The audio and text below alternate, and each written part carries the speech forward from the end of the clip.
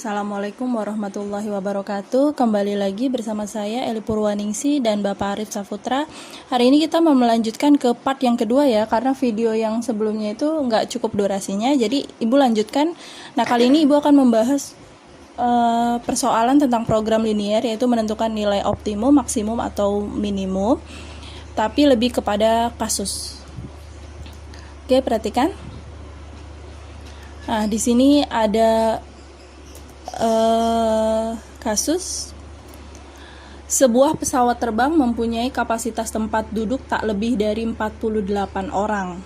Setiap penumpang kelas utama, nah di sini ada kelas utama, dapat membawa bagasi seberat 60 kg dan kelas ekonomi 20 kg. Berarti ada dua kelas nih ya. Yang pertama kelas ekonomi dan kelas utama. Nah, kita tulis di sini misalnya kelas utama itu adalah X.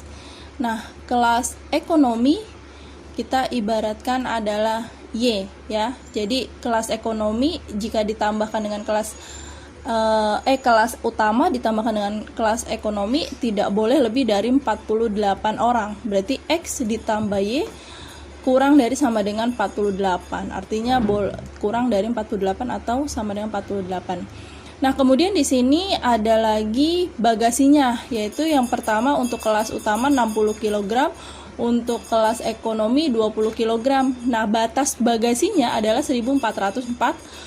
Ini menjadi model matematika yang kedua, ya.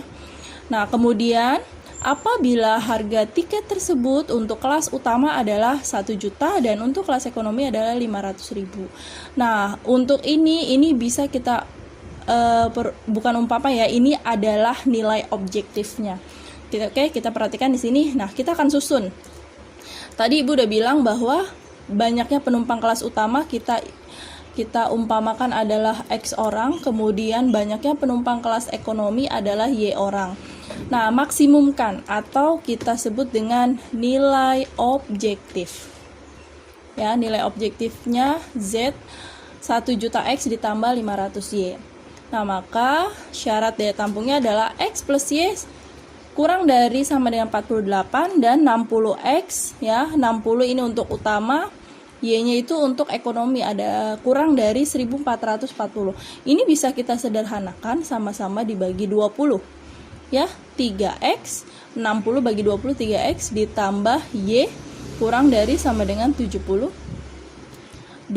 Oke. Nah, lihat ini tadi udah kita buat ya. Di sini sudah kita buat model matematikanya. Sekarang langkah yang kedua adalah menentukan daerah penyelesaiannya. Yuk kita buat daerah penyelesaiannya.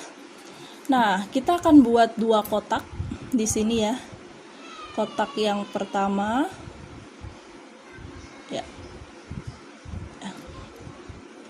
X dan Y.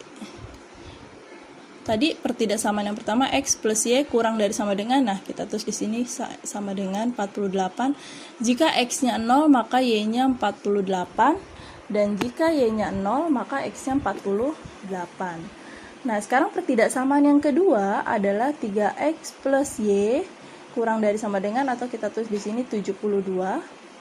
Maka kita akan membuat kotaknya seperti ini ya. Maaf ya, tulisannya bagus. Oke. X dan Y. Jika X-nya 0, nah ini 0 nih, berarti Y-nya nilainya adalah 72. Sekarang kalau Y-nya kita ganti nilainya 0, maka 3 kali berapa nih biar 72? 24 ya, atau 72 dibagi 3. Nah, kita mau mencari daerah penyelesaian, kita masukkan ya. Kita lihat titik di pojoknya, kita gambar di sini ya. Kemudian kita tarik lagi. Ya.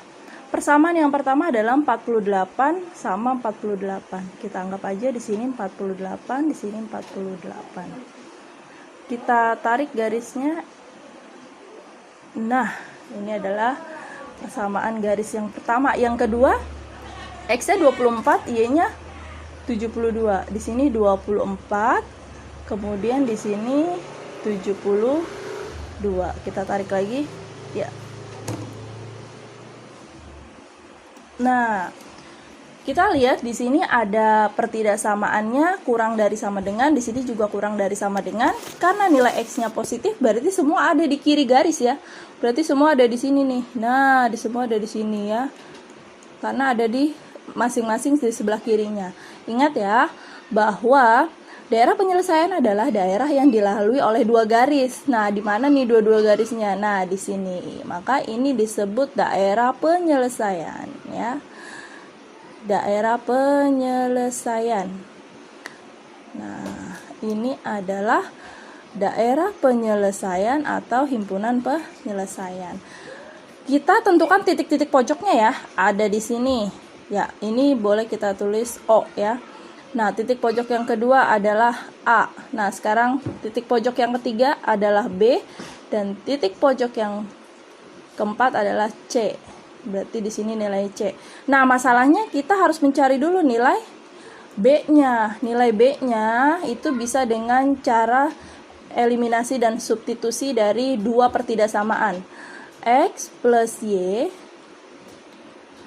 sama dengan 48 dan 3X plus Y sama dengan 72. Nah, ini Y-nya tinggal kita kurangi ya. Nah, dikurangi. Nah, coret. Berarti min 2X sama dengan min 24. X-nya sama dengan min 24 dibagi min 2 sama dengan 12. X-nya dapat 12, kita pakai persamaan yang ini kita substitusikan ya. Oke. X plus Y sama dengan 48. X-nya dapat 12 ya. 12 ditambah Y sama dengan 48. Berarti Y sama dengan 48 dikurangi 12 sama dengan 36. Oke, berarti titik B kita dapatkan X-nya adalah 12 dan Y-nya 36. Sekarang kita lihat berarti titik-titik pojoknya ada di O, A, B, dan C. Di mana O adalah 0,0 ya. A-nya adalah 24,0. Nah, B-nya adalah 12,36 dan C-nya adalah 0,48. Oke, paham ya? Nah, setelah kalian udah dapat titik-titik pojok ini, maka nilai X dan Y-nya masukkan ke fungsi objektifnya. Ya, tadi fungsi objektifnya. Nah, ini kita input ke Z. Yaitu 1 juta X gitu ya. Plus 500.000 Y. Masukkan. Kita lihat yuk di sini. Nah, perhatikan. Tadi nilai A, B, C, dan nya sudah kita masukkan ke sini ya. Nah, maka kita tinggal input.